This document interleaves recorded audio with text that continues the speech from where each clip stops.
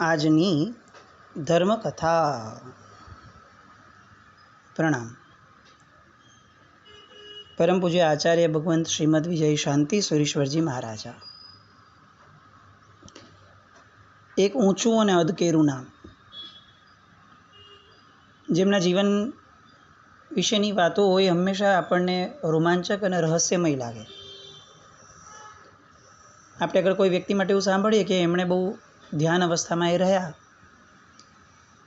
તો આપણને બહુમાન થાય, પણ બીજો ક્ષણે આપણને પ્રશ્ન પણ થાય કે એટલે એ ધ્યાન અવસ્થામાં કઈ રીતે રહી શક્યા. અને આ પ્રશ્ન એવો છે કે જેનો જવાબ જ્યાં સુધી અનુભૂતિના સ્તર ઉપર ન આવે પોતાની, ત્યાં સુધી એ મેળવી જ ન શકાય. બાહ્ય જગતની જેટલી પણ વસ્તુઓ છે ને, અથવા બાહ્ય ક્રિયાઓ જેટલી પણ છે ને, એનું વર્ણન શક્ય છે. કોઈ આપણને પૂછે કે આપણે ઉપવાસ કેવી રીતે કર્યો, તો આપણે એને બહુ ડિટેલમાં સમજાવી શકીએ કે જો સવારે જાગ્યો, પછી તે આ રીતે થયું, પછી તે આ રીતે થયું, પછી મને આવી રીતે ભૂખ લાગેલી, પણ તે સમયે છતાં પણ મેં આ ન કર્યું, મેં આ ક્રિયાઓ કરી, આટલી શુભતા થઈ, આ કર્યું, આ આખો દિવસ આપણે વર્ણન કરી શકીએ. પણ કોઈ આપણને એવું પૂછે કે તે ધ્યાન કેવી રીતે કર્યું, તે ચિંતન મનન કેવી રીતે કર્યું, તને આત્માની અનુભૂતિ કેવી રીતે થઈ, તો એના આપણી આગળ જવાબો મળવા બહુ પોસિબલ ના હોય. સાકર કેટલી ગળી, તો કે ઘણી ગળી, પણ એક્ઝેક્ટ કેટલી ગળી, તો જવાબ આપવો પડે કે ભાઈ એક કામ કરો, ચાખી જુઓ, એટલે ખ્યાલ આવી જશે કેટલી ગળી. શાંતિસુરી મહારાજ, જેમનું જીવન આવી અનુભૂતિના સ્તરનું જ હતું.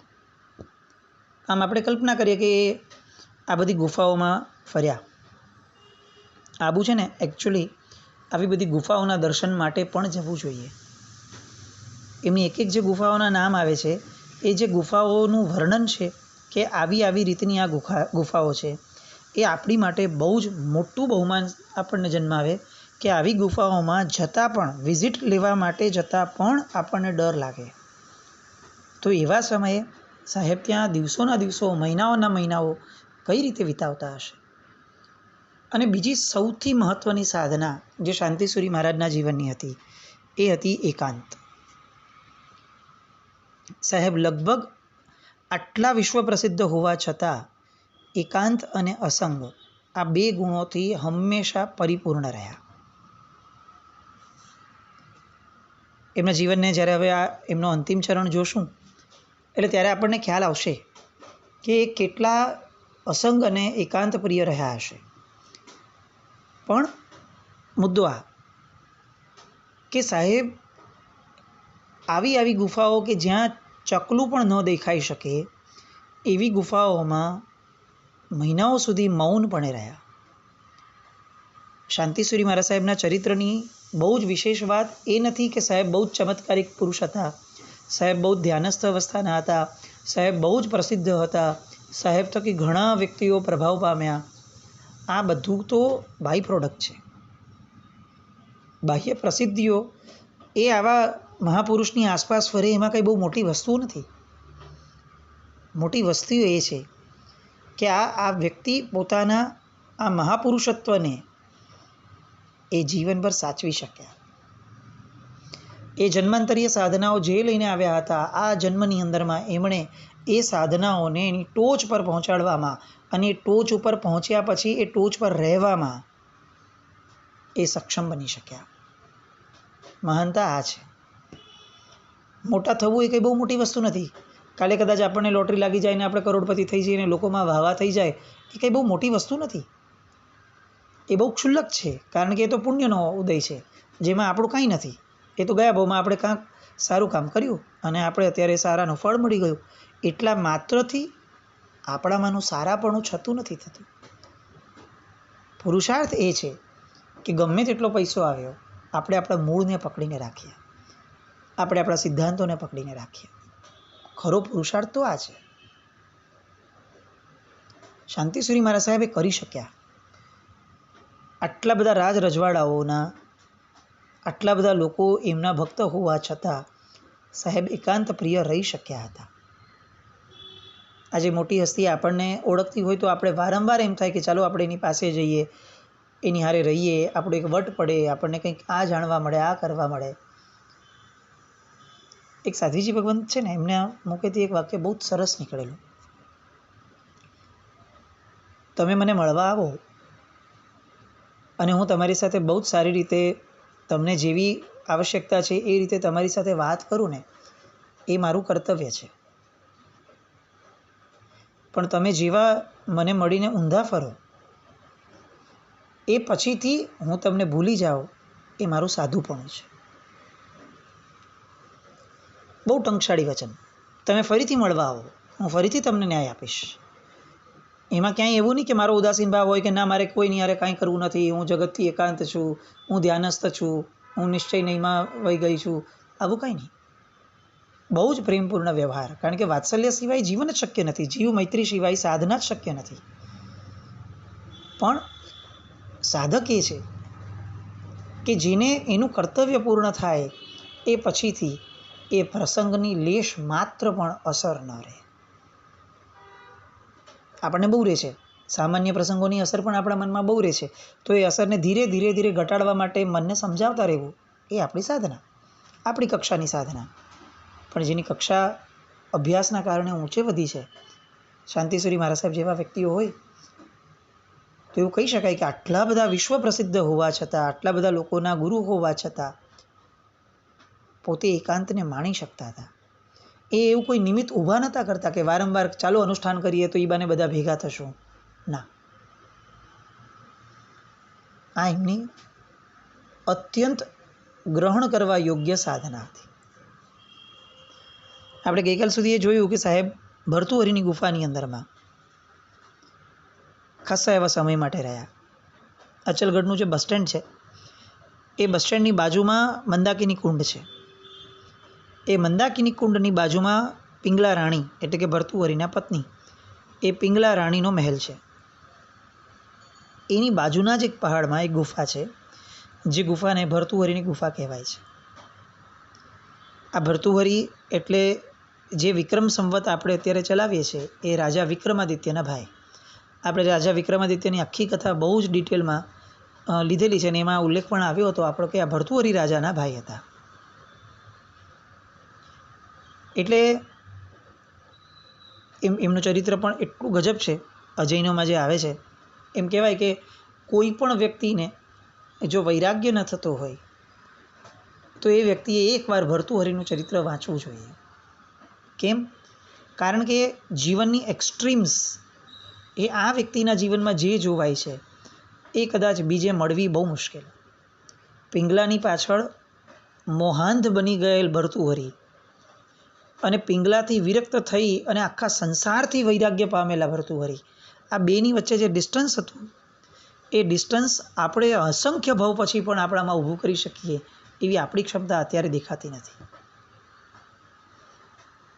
આપણે જેમ સ્થૂલભદ્રજીનું ચરિત્રને આપણે આમ એક આઈડિયલ માનીએ છીએ, એમ અજૈન લોકોના ચરિત્રની અંદરમાં ભર્તુહરિ માટેનું માન એ બહુ જ ઊંચું. એવા ભર્તુહરિની ગુફામાં કે જેનો નાનકડો પ્રવેશ દ્વાર, બહુ જ નાનો, એટલે જવા માટે રીતસર આડા થઈને જવું પડે, એક પતલો વ્યક્તિ જઈ શકે એટલો જ પ્રવેશ દ્વાર.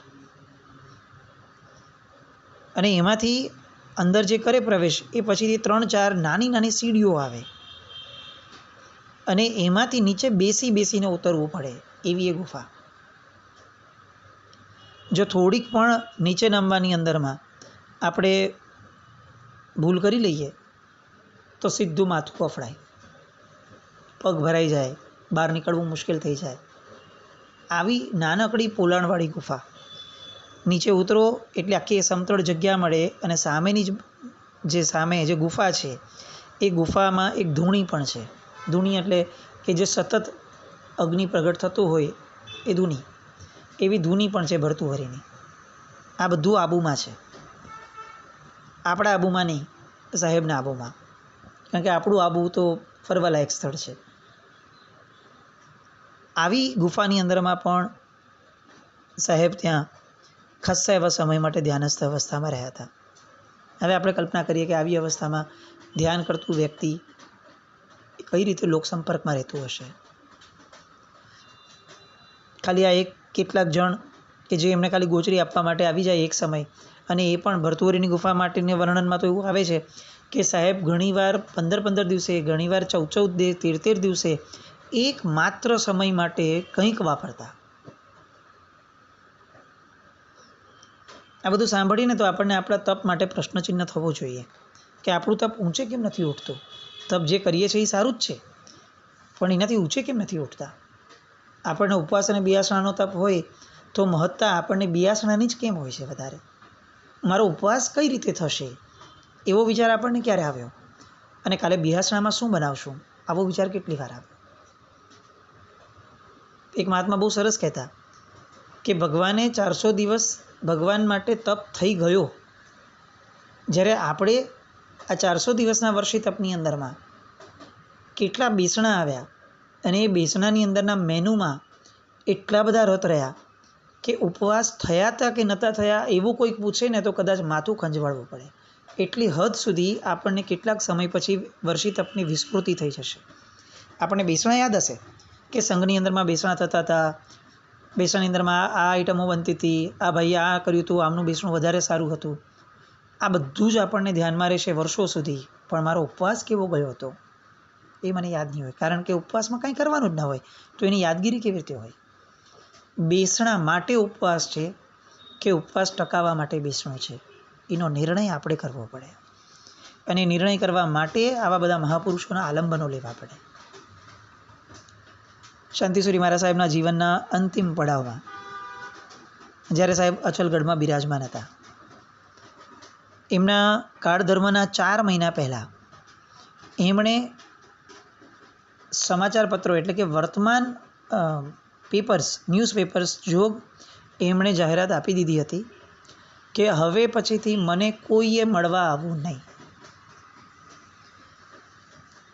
આજે આપણે વાત થઈ ને કે એકાંત અને અસંગ કેવો સેવ્યો હશે કે અંતિમ સમયે પોતાના, એક તો આમે પંડિત વ્યક્તિ હતા, ધ્યાનસ્થ યોગી હતા, એટલે યોગી કક્ષાના જીવોને તો પોતાનું ભૂત ભવિષ્ય બધું ખ્યાલમાં આવે બી ખરું, એમને સ્ફૂર્ણા થાય બી ખરું. એટલે 3-4 મહિના પહેલાં એમને ખ્યાલ આવી ગયો કે હવે મારા આયુષ્યના આટલા જ સમય બાકી છે, એટલે હવે એ અંતિમ સાધના માટે મને કમ્પ્લીટ એકાંત જોઈશે.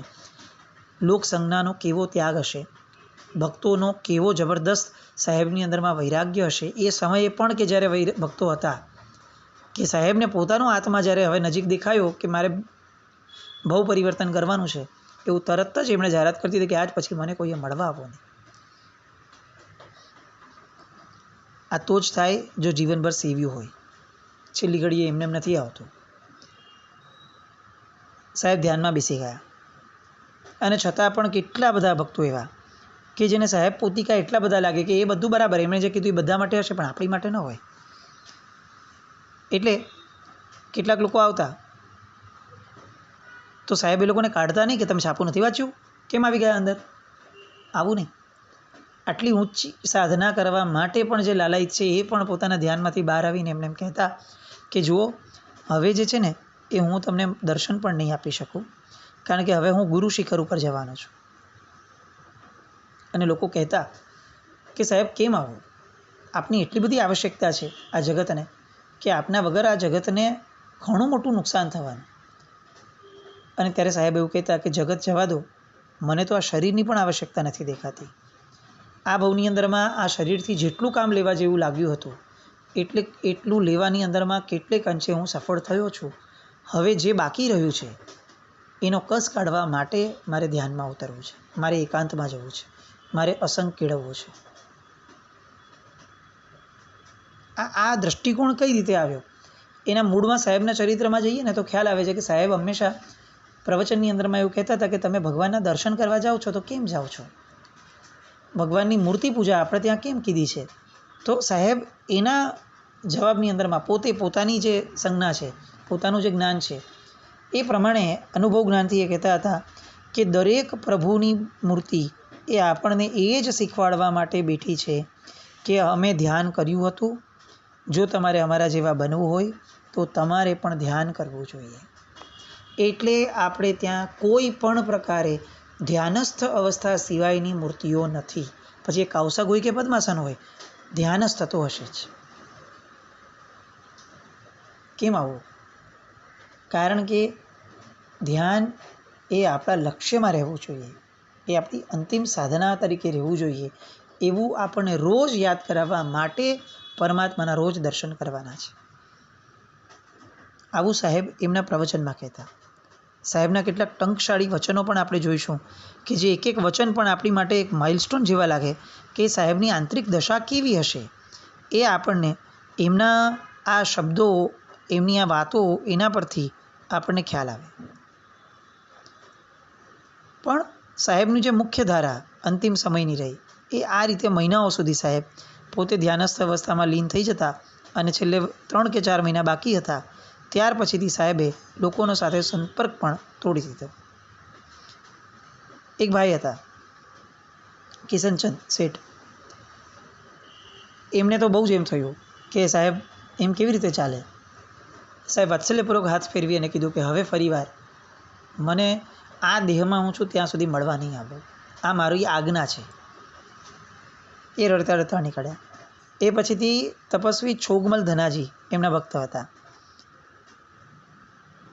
એમણે સાહેબની આ જાહેરાત સાંભળી એટલું બધું દુઃખ અનુભવ્યું કે એ દિવસથી એમણે પોતાનું ઘર છોડી દીધું અને સાહેબ જે ગુફાની અંદરમાં ધ્યાનસ્થ થવાના હતા અથવા થતા હતા એ ગુફાની બહાર આવીને સૂઈ ગયા. સાહેબનું મુખ જોવા પણ અંદર ન ગયા, કારણ કે સાહેબે ના પાડી હતી.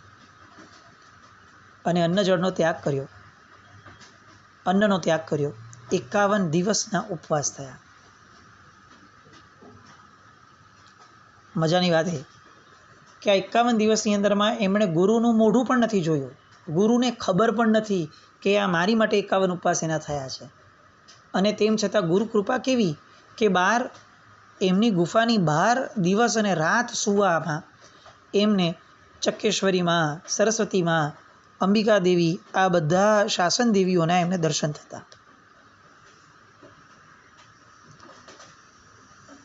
કેવી ગુરુ કૃપા હશે!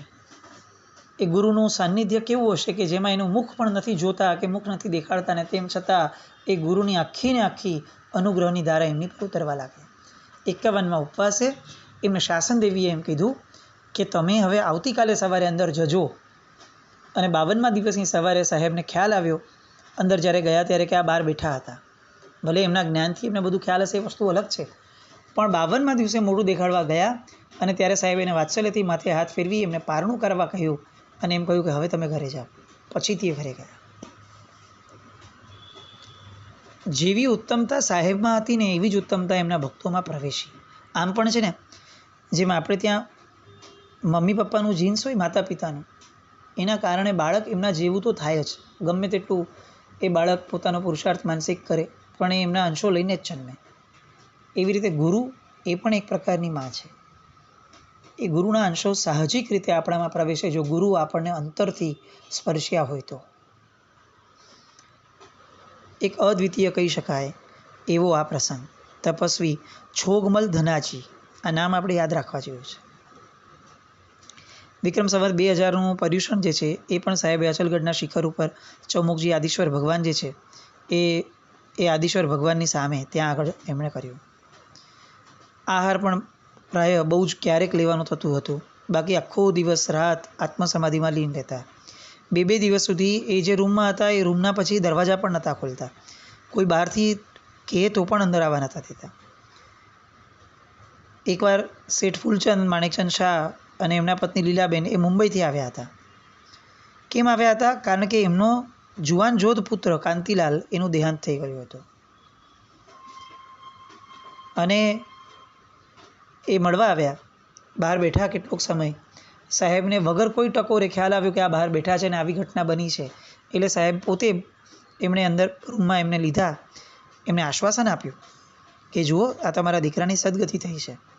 અને હું બહુ જ જ્યારે રુદન થયું ત્યારે સાહેબ એમ કહ્યું કે સારું, તમને સાંત્વના મળે એટલા માટે હું તમને તમારા દીકરાના દર્શન એકવાર કરાવડાવીશ. થયું. 2 જ દિવસ એ લોકો રહ્યા અને એ પછીથી એ લોકો જેવા પોતાના ઘરે રવાના થયા એ સમયે નીચે ઉતર્યા એ લોકો અને સાહેબે અચાનક જ એક ભાઈ બીજા આવ્યા હતા. એ બીજા ભાઈને એમ કીધું કે કામ કરો, બહુ જ જલ્દી જાઓ અને આ જે ભાઈ છે એ ભાઈને હસબન્ડ વાઈફ જે ગયા એ લોકોને પાછા અહીંયા બોલાવી આવો. એ ગયા નીચેથી ઉપર લાવ્યા. સાયકલ પર એ ભાઈ ગયા અને ફટાફટ એમને બોલાવીને લાવ્યા. પાછા આવીને બેઠા. સાહેબે એમ કહ્યું કે હું અત્યારે અહીંયા ગુફામાં બેઠો છું, તમે અહીંયા બાજુમાં બેસજો અહીંયા આગળ. અને એમને અલગથી બેસાડ્યા. રાતના 10:30 વાગ્યા અને 10:30 વાગે એ હસબન્ડ વાઈફે પોતાના સગ્ગા દીકરા કે જેનું અવસાન થઈ ગયું હતું એ દીકરાના સાક્ષાત દર્શન કર્યા. એની સાથે કેટલાક સમય માટે વાત કરી. એમનું મન શાંત થયું અને પછી એ નીકળ્યા.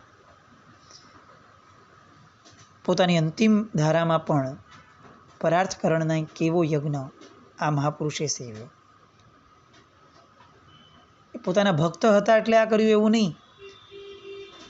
એ સંકલેશમાં હતા એટલે એમની સંકલેશની તૃપ્તિ માટે એમણે કંઈક એવું કર્યું કે જેની કલ્પના પણ આપણે ક્યારેય ન કરી શકીએ.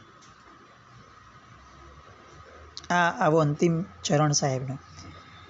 અને જે છેલ્લી ક્ષણો હતી એ ક્ષણની બધી વાતો અને બીજી બધી એમના જીવનની ટંકશાળી વાતોનું અંતિમ ચરણ આવતીકાલે આપણે ફરીથી મળીએ. જીના જ્ઞાન કંઈ પણ બોલાય તો મિચ્છામિ દુક્કડમ. જય નમ.